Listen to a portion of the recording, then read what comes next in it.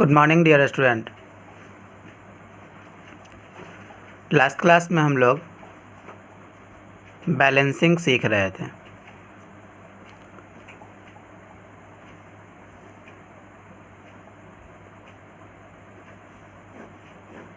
Balancing of a chemical reaction, और एक question भी एज ए होमवर्क दिया था। KMnO4 reacts with FeSO4 and H2SO4. H2SO4 gives K2SO4 plus Fe2SO4 whole 3 plus MnSO4 plus H2O। इसे balance करने के लिए दिया था। ऑल्दो ये रिएक्शन थोड़ा डिफ़िकल्ट है इसे बैलेंसिंग करना, पर अगर हम इसे मैथमेटिकल ऑपरेशन से बैलेंसिंग करते हैं तो काफ़ी इजी हो जाता है। मैथमेटिकल ऑपरेशन में हमने आपको बताया था कि इसमें आपको एक कोफिशिएंट जोड़ देना है, ठीक है। स्टोइकोमेट्रिक कोफिशिएंट खुद से जोड़ देना है। एग्जांपल x, y, z, और इस तरफ सपोज जोड़ देते हैं a, b, c और d।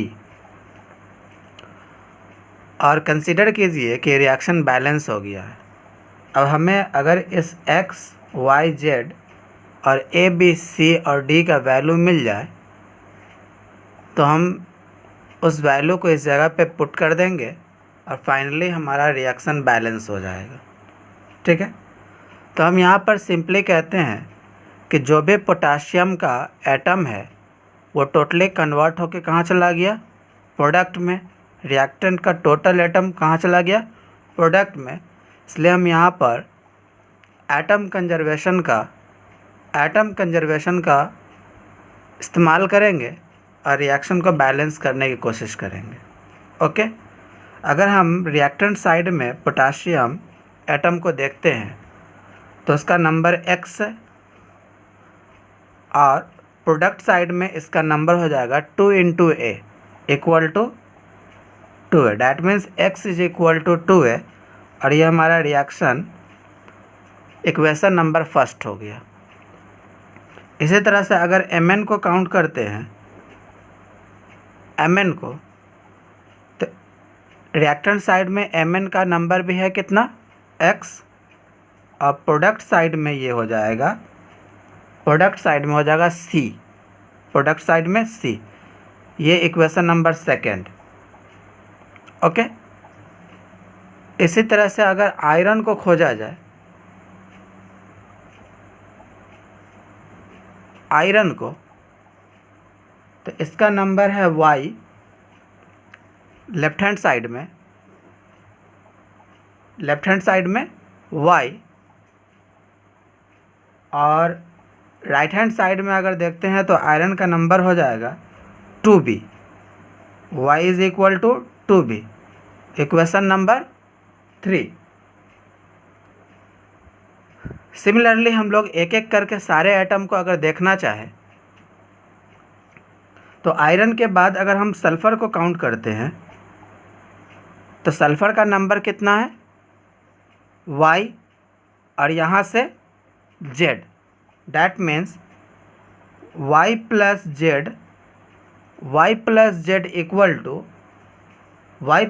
Is equal to sulphur atom A, और यहाँ पर S हो जाएगा 3, और 3 प्लस B 3b, और सल्फ़र यहाँ पर C। एक नया इक्वेशन तैयार होता है, y plus Z equal to A plus 3b plus C। ये इक्वेशन नंबर 4। इसी तरह से अगर ऑक्सीजन को काउंट किया जाए तो ऑक्सीजन हो जाएगा 4x यहाँ से हो जाएगा 4y प्लस 4y और 4z plus 4z equal to 4a plus 4 3 12, 12b plus 4c plus d। ये एक नया इक्वेशन हम लोग को मिल गया। और इसी तरह से अगर H एटम को कंसीडर किया जाए H को, तो उसका नंबर हो जाएगा 2z इक्वल टू 2d। ये इक्वेशन नंबर 5 और ये इक्वेशन नंबर 6। अब हमारे पास 6 वेरिएबल्स है। हमारे पास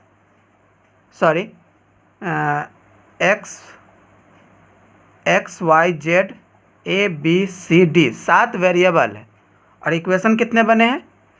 6। हम इस इक्वेशन को सॉल्व ही नहीं कर पाएंगे क्योंकि नंबर ऑफ़ वेरिएबल और नंबर ऑफ़ इक्वेशन मैच नहीं किया।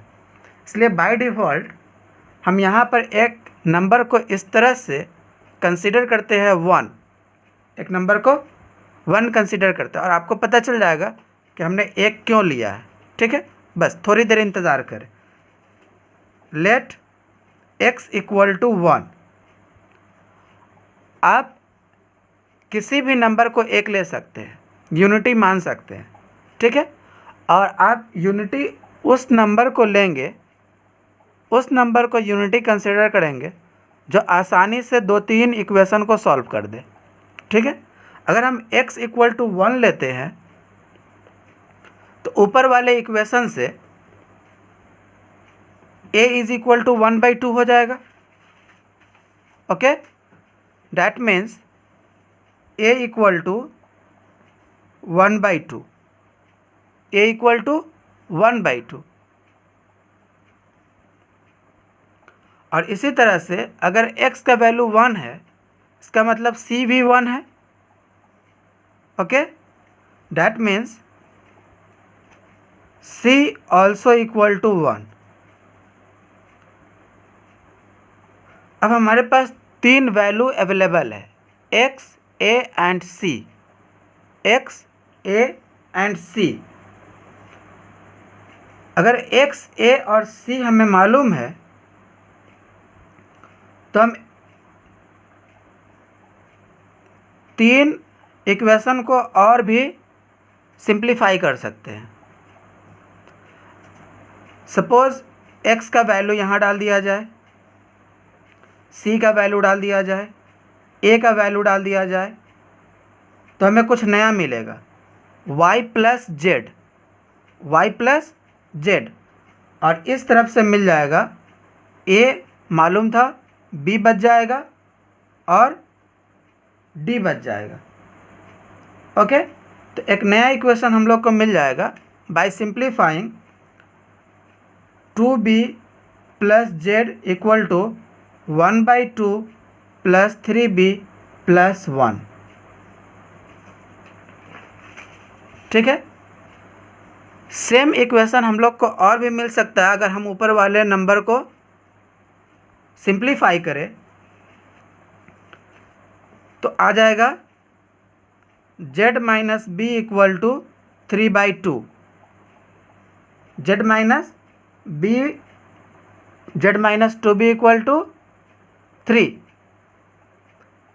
इस तरह से हमें एक इक्वेशन और मिल जाएगा, 4 plus 8b plus 4z equal to 2 plus 12b plus 4 plus 2। अब यहाँ पर इक्वेशन b और z में तैयार हो गया। ऊपर भी एक इक्वेशन z और b में है, दोनों को हम लोग ईजिली सॉल्व कर सकते हैं।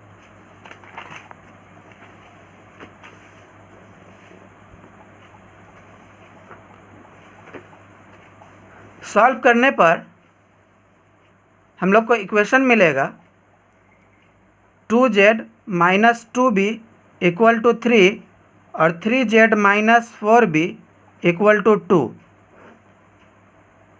To variable linear equation, two variable linear equation अगर हम इसे सॉल्व कर लेंगे तो z का वैल्यू 4 आ जाएगा, ठीक है। और z का वैल्यू मिलते ही हम इसे अगले इक्वेशन में जब पुट करेंगे तो d का वैल्यू भी 4 आ जाएगा। और इस तरह से एक एक करके सारे वेरिएबल्स मिल जाएंगे, एक एक करके सारे वेरिएबल्स मिल जाएंगे, ठीक है।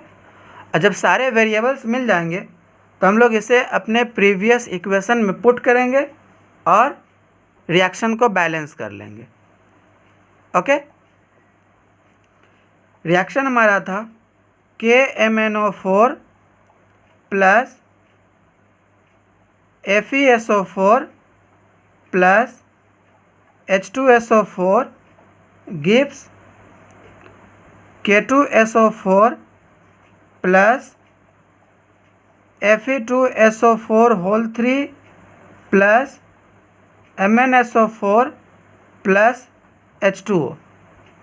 और जो भी कॉफिशिएंट हमें मिला है उन सारे कॉफिशिएंट को हम लोग यहाँ पर पुट कर देंगे।